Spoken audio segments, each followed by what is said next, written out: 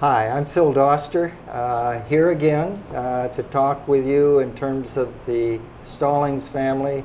As I've said before, they're an amazing family, and we're here today to interview Howie Beckman, a doctor, and we'll get in. He's not a family member, but he's been kind of adopted by them, and he'll tell more about that, how he's came to be part of the family in that sense, and the different events, surprising things that have happened over the years, and the connections that have been made. So thank you for coming today. I know this was out of your way.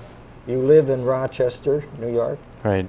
You've lived other places, but that's been your main base over the years, right? I grew up in Boston. In Boston? I went to college here, so I spent about 20 years in Boston. Then I moved to Detroit. Now, what college did you go to in here? Brandeis. Brandeis, oh, okay. And then I moved to Detroit to go to medical school at Wayne State University. And then I enjoyed Detroit so much that I stayed on for training. Okay. And then stayed on as a faculty member until 1990. So for 20 years I was in Detroit. At Wayne? At Wayne State University. Okay, okay. And then in 1990 I moved to Rochester. So I've been there for 24 years now. Yeah.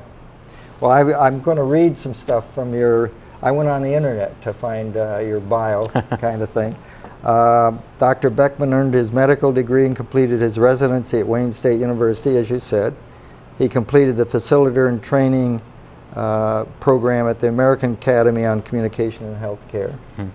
Mm-hmm. Dr.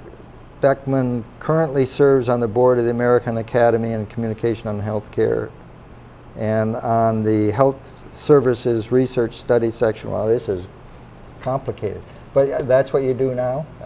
That's part of your... Actually, my primary job now is I'm the Chief Medical Officer for a company called Focus Medical Analytics that tries to use information to help improve the quality and cost of healthcare. And I recently was the director of innovative strategies for the Finger Lakes Health Systems Agency, which is a regional health collaborative that tries to engage sort of all the stakeholders in a community to improve health. Right. There's a similar type of collaborative in Detroit as well, and actually in Boston. I lived in Corning. My wife and I lived in Corning area and raised our kids there for a number of years. So we must have benefited from some of that. Right. The Finger Lakes Health Systems Agency does the 9-county Finger Lakes region. Right. Yeah. So very impressive. Well, the other thing I wanted to mention in terms of your background and who you are, on the internet I came across this picture of you. But awards, honors, and recognition listed in U.S. News, top geriatrician in America, 2011. Blue Works Award, Blue Cross Blue Shield Association, 2009. Edgar C. Haybow, am I pronouncing it right? Yes. Article of the Year Award, American College of Healthcare recipient with Richard Frankel, PhD, Lynn Pear Award. It goes on and on. Listed America's Top Physicians, 2002. Listed Marquee Who's Who in America, 2002. Listed Marquee Who's Who in the East, 1998. Fellow American College of Physicians, 1996. Well, a pretty impressive record. How do you live up to that? I try my best. I've been extremely fortunate to work with a very talented group of people. A lot of the awards came from my research career with my research partner, Richard Frankel, who was a very creative sociolinguist. And we did a lot of sort of ethnographic studies of how doctors and patients work together. And my training was in Detroit, and so much of the practice that I developed with trainees and myself were with older African American women, many of whom had migrated from Mississippi and Alabama in the 40s and so. And I think the study for which I'm most well known is we used a stopwatch that we bought for $2.39 at a True Value hardware store and timed how long it took for doctors to interrupt patients when they started asking people, and it turned out to be 18 seconds. And so that was one of the first studies that used audio tapes for evaluation of interaction. So you were it wasn't just the physical body you were interested in, it was It's the way people talk to each other. Yeah. And we learned a lot about how humans engage each other. And I think for myself, what it helped me to work on was how do people form effective partnerships. And it turned out that the work we did with doctors and patients was equally important for teachers and students, for employers and employees, for husbands and wives, for children and parents. So I had the opportunity to try out a lot of that in different places. That's interesting. When I was in Detroit, I got interested in. I shifted from being a local pastor to Detroit Industrial Mission. I mentioned this in some of the other interviews. And then I decided the ministry wasn't really what I wanted. I wanted to work in industry with people in terms of their work and that sort of thing. And I did some work at took courses at Wayne State and University of Michigan. And a lot of it was this social interaction sort of thing. And then I took some special training. And when I got to Corning, a lot of what you're talking about was very important in terms of the teams that got formed at work. But I wasn't aware of yours. That would have been valuable information if I was. So we had separate paths, but where you been all my life? Well, it's interesting.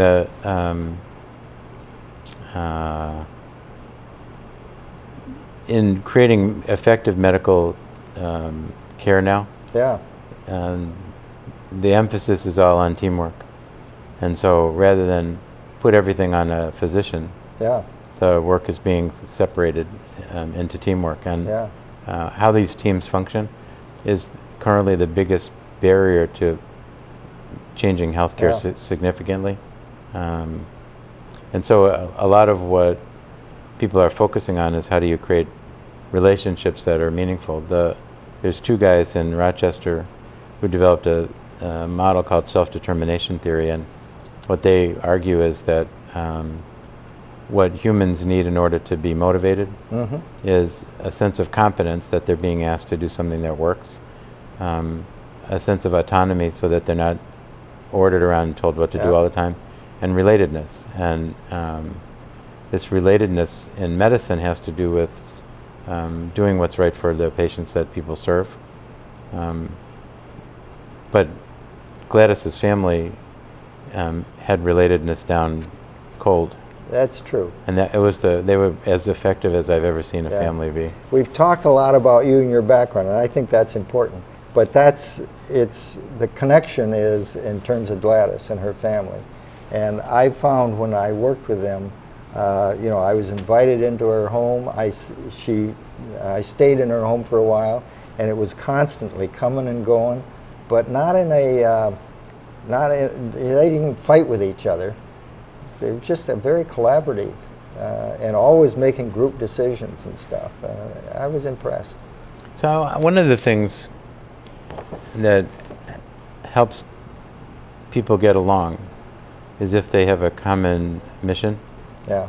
And I think the Stallings family was committed to their extended family succeeding. Yes. And doing whatever it took to help each person do as well as they could. Yeah. And they were, I think, crystal clear about that. And so their disagreements would often be resolved in trying to figure out how they could move the family mission forward. Yeah. It was, I don't even know if it was a conscious effort, but they were incredible at carrying it out. I think it's become more conscious in recent years. As the family gets bigger and the generations I get went bigger. to a reunion. Yeah, Judson Collins. I didn't go to that, but I know what you're talking about. Yeah, and I was very impressed because I worked with companies, and that was very common. You know, what's your mission? What are your goals? How Right. you know, is it connected? That sort of thing. And here they were as a family talking about mission statement. Where this is what our mission statement has been. Do we need to upgrade that? And how about our goals? Are we living this? And they had everyone participating, young kids and the older people. And one of the big concerns that Gladys had was, who's going to pick up after we leave? Right. I mean, we're starting to, the older ones that started this, starting to die off, and we're not going to be around. Who's going to pick it up? It's really interesting. So every year, my wife and I return to Detroit between Christmas and New Year's. And it's around Gladys's birthday. Yeah. So we go over there and spend an evening, and an evening involves coming at 6 and staying till Whenever. 12 or 1. Right. And people drop by. Yes. And one of the things that I have observed is the way of being that was established for Gladys's children is now being established for not just the next generation, but the next generation after the next generation. Yeah. And we used to bring our son, who was, between 7 and 12, and he would just be scooped up into the family. Yeah. And by these next generations, who to me, in the same way that I was taken up by Gladys and her kids. Yeah. And so, as an outsider, I'm more optimistic maybe than she is that the principles and the style and the approach that they took is not going to go away. Yeah. That's what, in some of the interviews, we haven't edited them in yet, but we will. But these are the grandkids that are talking about how important it was to them, how it had changed their life. The amount of support that these kids get to go to school, to complete school, but no matter what happens to them at each point in their life, if something happens that everybody wasn't hoping for, they just accept where they're at and try and give as much help and guidance as they can, so that the kids will be as successful as possible. It's in my own family, there's much more judgment coming from a East Coast family. Yeah. And so my kids often don't feel as accepted if they don't perform right, and that's just not what happens in the Stallings house. And it isn't like they don't have standards. That's right. Gladys talked about in the article I had mentioned, I've shown it to you, A Time of Doubt and Action. She talks about her father teaching her how to box. Mm-hmm. And it wasn't, it isn't like some of this teaching where you come up but you never hit them. You just kind of like, no, her father really hit her and said, come on, you got to learn to fight back and stand up for yourself. But the end message taken away was, you got to stand for yourself, but you got to take care for others. That's right. And that really comes through. It's very powerful. Yeah, it's amazing. Well, I'm kind of intrigued. How did you didn't grow up in the neighborhood where the 14th Avenue Church was. No. So, and you weren't even in Detroit at the time. You were living in Boston in your earlier years. Right. How did you come to meet her family? I I met one of Gladys's nieces, and I can't say that I remember exactly how we met. Yeah. But we started dating, and This was in Detroit. yeah. Yeah. And when I was a second-year medical student, so it was probably in 1971. Yeah. Or maybe 72, and she said, you have to come to the family Christmas party. And I said, do you think that'll work? And I didn't know anybody, and it was at Gladys's house. And now that was when she was living in Highland Park? Or? Yeah, on McLean Okay. and Highland Yeah. Park. And it turned out I was living a block and a half away on Farron, and it was interesting because it was 1 block away from Chrysler's world headquarters. Oh yeah. And Highland Park has Big Chrysler. has some real problems since Yeah. Chrysler moved away. I helped, when I was working with Detroit Industrial Mission, I helped the move from the plant down to Toledo. Uh-huh. And in terms of people finding housing down there, they're concerned that blacks wouldn't be accepted Right. in the neighborhoods and stuff. So I worked with the union back and forth, and the management. Russ Beers was the plant manager at the time. So it was a good, I know what you're talking about. It was a big deal. Yeah. Anyway, so we went to this party, and it was as if I'd known the family for all my life. They just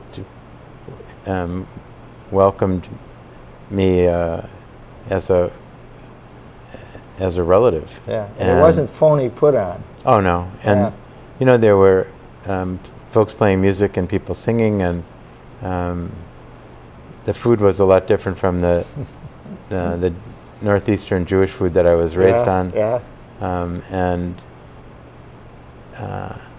I was just totally immersed in it, and I made friends with Gladys's kids, and since we lived close by, I would go over there frequently, and they just started talking about me as a family member. And I felt like I was really fortunate to have been adopted into the family. Yeah. And so we've stayed close for the remainder of the years. Now, are you an only child? No, I have a brother in Washington. Yeah. Who was actually the international economist for the United Auto Workers for 25 years. Oh, is that right? And did lobbying in Washington. Yeah. But it's the openness and the camaraderie was very different from what I had known. It was really, for me, an incredible place. It's where I spent holidays, and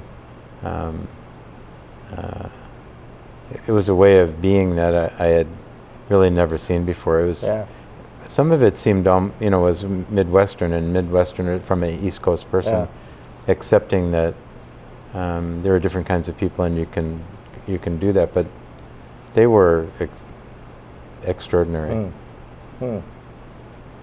And you ended up getting married. Yeah. To the person. To Denise? No. No. She was a complex person, and had 2 small children. Her dream was to go to law school, and I think we dated for about, I think, a year and a half or 2 years, and then we split up. And I stayed attached to Gladys's family. And Emily went on to law school.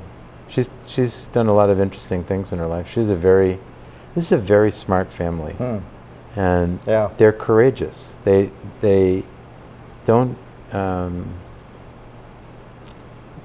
acknowledge barriers that other people acknowledge. Yeah. They're not afraid. Part of it is the family support. Yeah.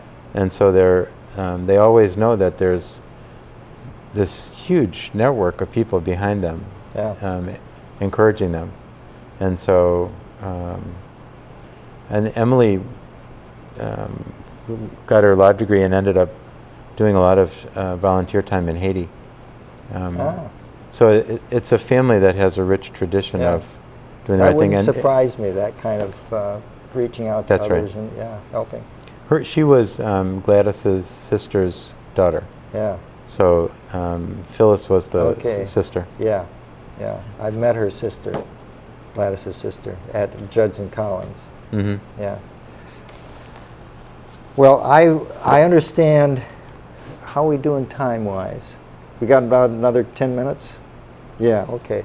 I want to make sure to cover certain things. I know we have limited time, so talking about. But I understand one of the things that happened was you took Gladys and her kids to Puerto Rico or someplace. The Virgin Islands. Virgin Islands. That must have been a treat for them, and that was a complete surprise to them. That I've talked with Cliff; he'd mentioned it. This Howie, my God, you couldn't believe. But that must have meant a lot. I mean, obviously, you respected the family a lot to do that, and wanted to make some payback in the sense of all they'd done for you. Tell me about that. How that came about. After college. And before medical school, I got a job teaching high school in Charlotte Amalie High School in the Virgin Islands. So you had connection there. So when I actually loved my time there. It was for a year and a half. And when I left, I didn't know much about medical school. So I just told everybody in the Virgin Islands that I'd be back in 4 years as a doctor, realizing that you had to do training after medical school. And so the culture there was so different from Boston, and I appreciated it so much. I think in over the years when I was talking to Gladys and her family, I'm sure I talked about the Virgin Islands a lot. Yeah. And so it became clear to me that they were not going to get there, and especially not get there in a group. Without some external prodding. Yeah. And so I said we should go, and everybody said yes. And so I think we started figuring out who could make it. Yeah. And it was something it wasn't that many years after I had been or lived there, so I knew the place really well. And it was I think it was a big experience for them, and I'm sure they'd never been in it's 30 square mile island. It's not very big. But it's a majority African American population. And what island was it? St. Thomas. St. Thomas. Okay. And I think it was at least interesting for them to see the St. Thomians were raised to think of themselves as the dominant culture. Yeah. And so when I lived there, it was always talk about how the mainland African Americans differed from the West Indians. Yeah. And I think, it was during the mid to late 70s. There was a lot of learning and growing going on about identity, and I think it was interesting for them, the Stallings, to see and be immersed in a culture that thought of itself as the dominant culture in a place. Yeah. And that was very different from Detroit, where the racial divides were astounding to me. Well, I tell you, that lives on in memory with a very positive memory for that family in terms of that. We had a really good time. Yeah, well, it sounds like it. Okay. Just a couple other things. You mentioned, I mentioned to you earlier that J. Edgar Hoover had put his agents on tracking Gladys's, what she was doing in the turbulent 60s when she was very active. And you said that you had also been... Yeah, I was, when I came to Detroit, some of the other people I met in medical school had fairly strong beliefs about social justice. And so we started a group at the school called the Norman Bethune Collective, which was named after a British thoracic surgeon who went to China and worked with Mao, and became really a legend. It turned out he had spent time in Windsor across the river from Detroit. And so we did a fair amount of political work with people in the city. Some of the other guys had helped set up a free clinic in Detroit. And it didn't take so much for the FBI to want to watch people. So I think I got my file in the 80s when people started doing the Freedom of Information Act. Yeah. And we had been surveillanced pretty aggressively. Yeah. And I think I'll not tell all the stories, but no. It was amazing who was viewed as a potential threat by the establishment at the time. Well, this is some of the report that Gladys got the same way, Freedom of Information, and her name. And the thing that really struck me was some of my close friends that I worked with were on this report too. Sure. So. Well, Gladys was a powerful advocate for social justice. Yeah. The fact that being an advocate for social justice makes you a potential threat to the government is pretty scary. Yeah, it is. Now, you also mentioned you took care of Rosa Parks. Yeah, I was in our clinic one day, and I got a call from the cardiology department, and they said there's an old black woman up here who needs a doctor.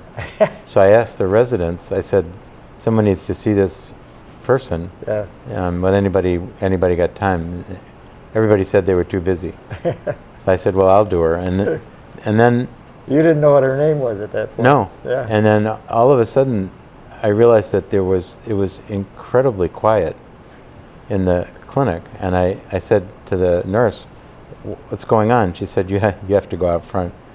And there were all these people in the waiting room looking in the same direction at this other woman. I said, oh my God, that's Rosa Parks. And they said, yeah, she's the woman from upstairs that you're going to be seeing. And then all the residents said, no, I'll do it. And I said, too late. No, you blew your chance. And so I got to take care of her for 4 years until I left Detroit. Is that right? Yeah. And it was a astounding honor, just an astounding honor. She was such a graceful, wonderful person. Yeah. Okay. Well, we could go on and on and on. One of the things I'm interested in is the role of music and Motown and everything, but we don't have time for that now. Maybe some other time we can get together and